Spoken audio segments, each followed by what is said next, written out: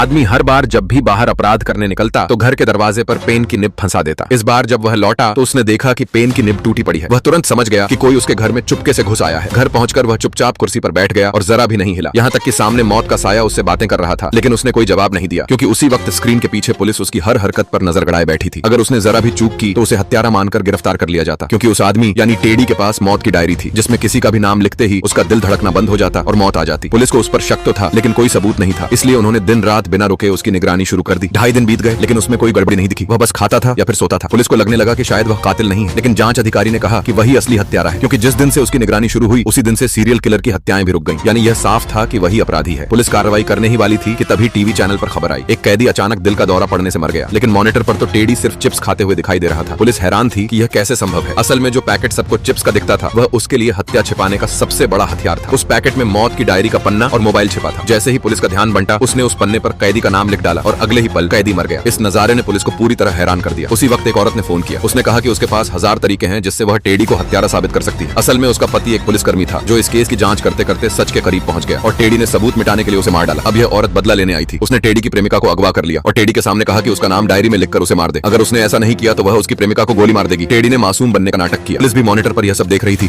और तुरंत बड़ी संख्या में पुलिस वहां पहुंचने लगी। सायरन की आवाज से औरत का ध्यान बंट गया। टेडी की प्रेमिका ने भागने की कोशिश की, लेकिन कुछ ही कदम दौड़ पाई कि औरत ने गोली मार दी। टेडी दौड़कर प्रेमिका को थाम लिया। औरत खुद भी हैरान रह गई कि उसने इतना बड़ा कदम अचानक क्यों उठा लिया। नतीजा वही निकला, प्रेमिका की मौत हो गई और सदमा झेल न पाने पर औरत ने खुद को गोली मार ली। लेकिन यह सब टेडी की पहले से लिखी योजना थी। उसने पहले ही चर्च जाकर उस औरत का असली नाम जान लिया था और डायरी में लिख दिया था कि वह पहले प्रेमिका को मारेगी, फिर खुद को गोली मार लेगी। यानी अपनी जान बचाने के लिए टेडी ने अपनी ही प्रेमिका की कुर्बानी दे दी। प्रेमिका को आखिरी सांस तक पता नहीं चला कि वह बस एक मोहरा थी। टेडी को लगा कि अब उसकी योजना पूरी तरह सफल हो गई है, लेकिन तभी जांच अधिकारी सामने आ गया। उसके हाथ में वही चिप्स का पैकेट था और अब साफ था कि टेडी का असली राज खुल चुका है।